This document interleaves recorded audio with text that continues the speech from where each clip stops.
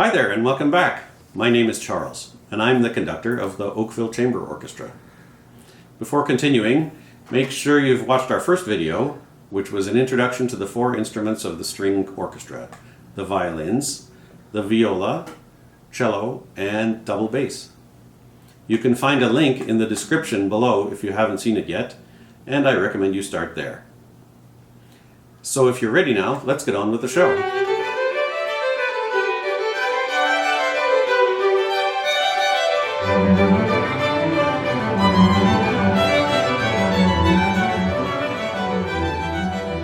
In this video, the String Quintet and I will be showing you some of the creative ways that the orchestral strings make sounds with their instruments. You might be surprised how many different ways there are. Way too many to fit into one video for sure. So today, we will cover some of the more common techniques that all string players use to create beautiful music.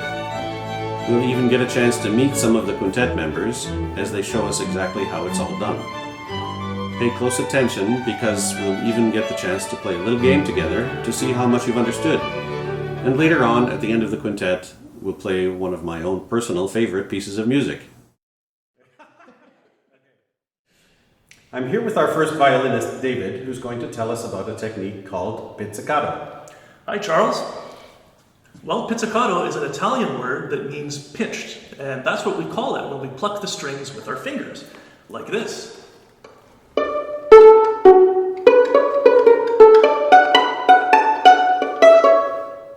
It's one of the first techniques you learn as a beginner, before you learn to use the bow. Usually we hold the instrument under our chin, and then pluck with our right index finger, but we can also strum chords like this.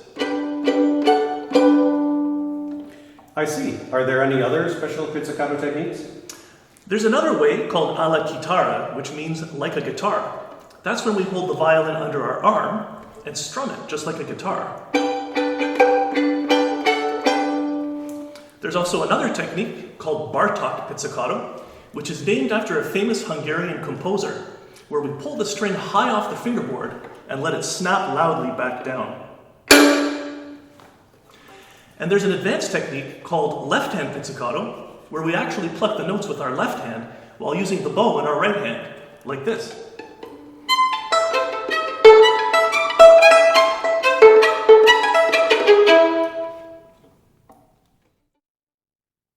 Okay, here we go. Come meet Daniela, our violist. Hi, Daniela. Hi, Charles. Tell us what détaché is. Well, détaché is just a French word that means detached or separated. Détaché is one of the most common ways of using the bow to play separate notes, usually in the middle of the bow, like this.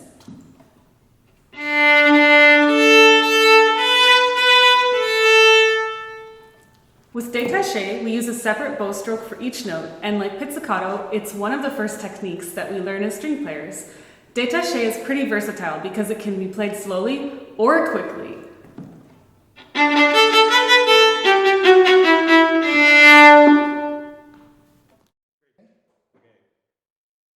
Hey everyone, say hello to Beata, our principal cellist.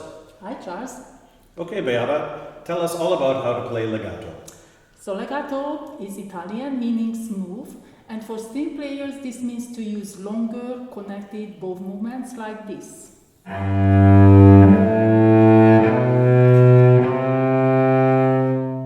Sometimes we use a technique called slurring to connect more notes into each bow stroke in order to make the legato especially smooth and connected, which sounds like this.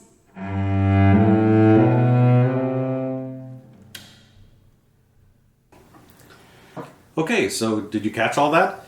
Pizzicato is when string players pluck the strings. Détaché uses separate bows in the middle. And legato means smooth connected notes. Listen to the quintet play two short excerpts using two of the three techniques we just learned. After each one, see if you can identify which of the techniques they used.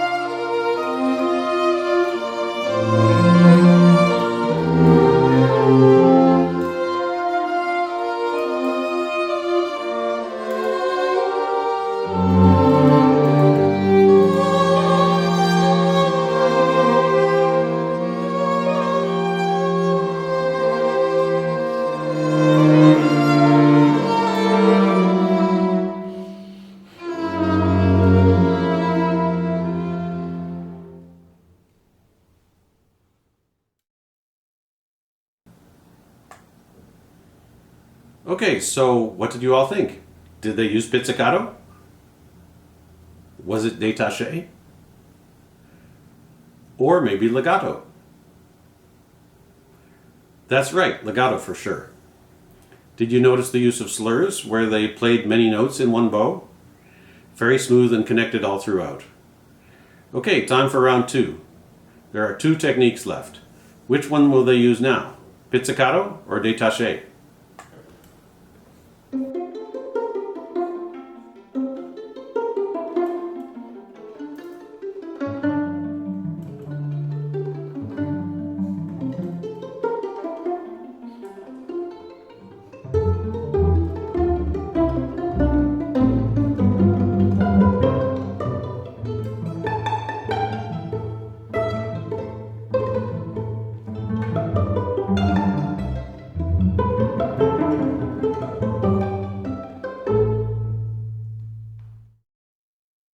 All right, what are you thinking?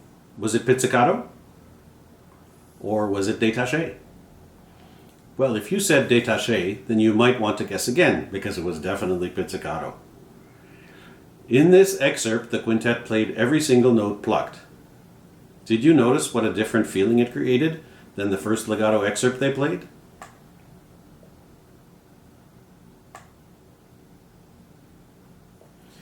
Okay, great job remembering pizzicato, plucked, détaché, separated, and legato, smooth and connected. You know, I'm curious. Did you wonder why the words we've been using to describe these techniques have sounded a bit unusual? They certainly aren't everyday English words that you usually use, are they? Well, that's because they are words taken from other European languages. Maybe you noticed that the word détaché sounds a bit like some French words you might have already learned at school. And that makes sense, because détaché is a French word, meaning detached or separate. All the musical examples the quintet has been playing throughout our videos have been a style of music that you might know as classical music. Maybe you would recognize the names of some classical composers, the people who wrote the music we've shared in our videos so far. Have you heard of Mozart? Bach? Or Tchaikovsky? There are actually just as many different styles of so-called classical music as there are styles of modern popular music these days. But when people refer to classical music, usually they are talking about music from European countries that was written anywhere from about 100 to almost 400 years ago. The reason that so many of the words we've been using today sound different is that they are in the languages of these European countries that invented and developed classical music. You've probably heard of some of these countries, places like France,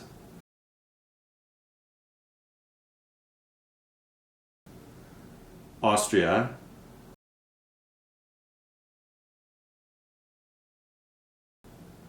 and Germany.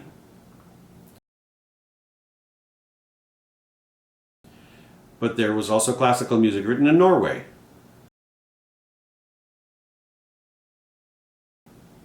Russia,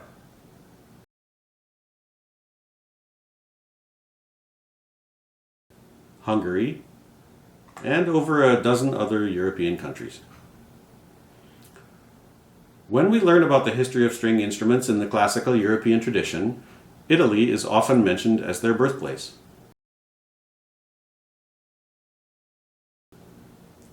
Perhaps you've heard of some of the most famous Italian instrument makers, like Antonio Stradivari, who made the famous Stradivarius violins.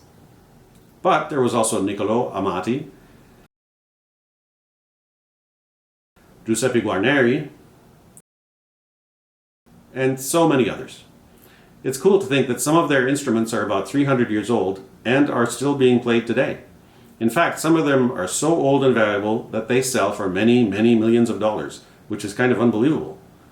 It's because of this long, impressive tradition of Italian string instruments and music that we still use so many Italian words today to describe the techniques of playing. And some of them, words like crescendo, forte, and tempo, have even been adopted as everyday English words too. The Oakville Chamber Orchestra plays many different styles of music, including music that was written today by living composers. but our specialty is classical music, and all our members have a special love for this style. We would never claim that it is better than other kinds of music, or that anybody should be forced to appreciate it. Music should not be a competition or a chore, after all. We just think that it can be very beautiful, exciting, and uplifting. We love to play it, and we are so grateful and excited that you've joined us to listen to us talk about and play some of it for you in these videos. Let's check in with our quintet once again and learn 3 more techniques. David here is going to tell us all about staccato. Staccato is similar to détaché in that the notes are played separately.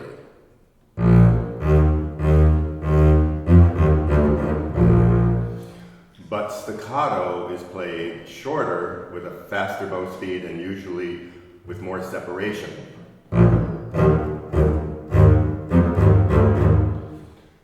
There is also marcato, which means marked, where we put an extra accent, a stronger beginning to each note, like this.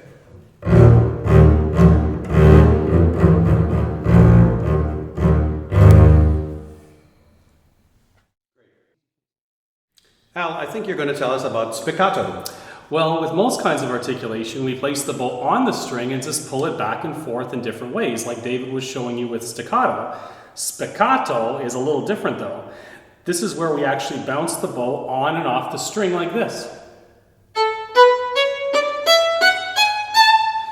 There are also fancy kinds of spiccato like ricochet, where we throw the bow on the string and let it bounce more than once in one direction.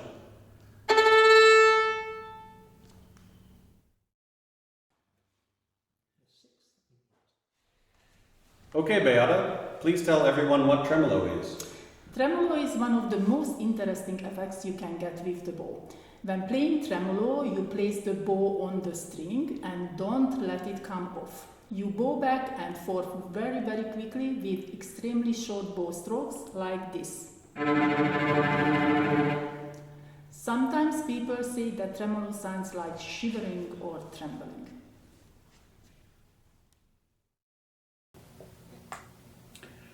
Okay, I hope you were paying close attention. Staccato is when string players play a faster, shorter bow stroke. Spiccato is when they bounce the bow on the string. And tremolo are quickly repeated notes that sound like shivering or trembling. Listen to the quintet play 2 short excerpts using 2 of the 3 techniques we just learned. After each one, see if you can identify which of the techniques they used.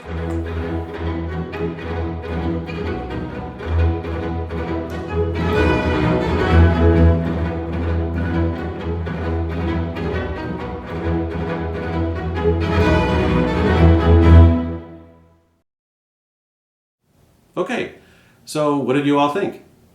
Did they use staccato?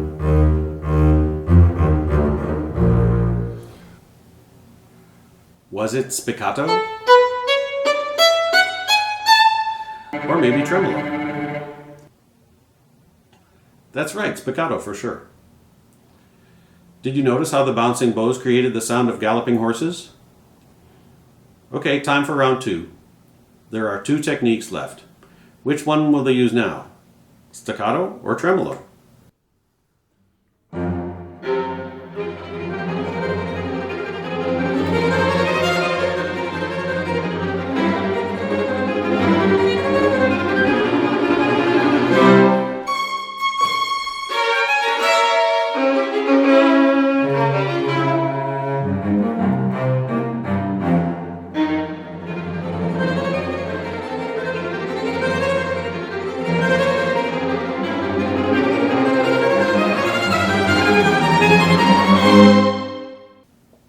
Alright, what are you thinking? Was it staccato?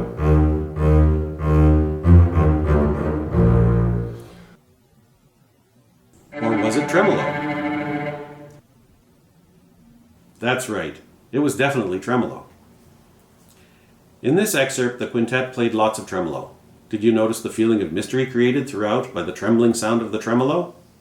Great work!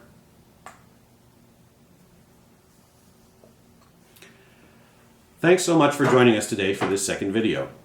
We hope you had as much fun as we had putting it all together for you, and I hope you remember the difference between pizzicato, détaché, legato, staccato, spiccato, and tremolo.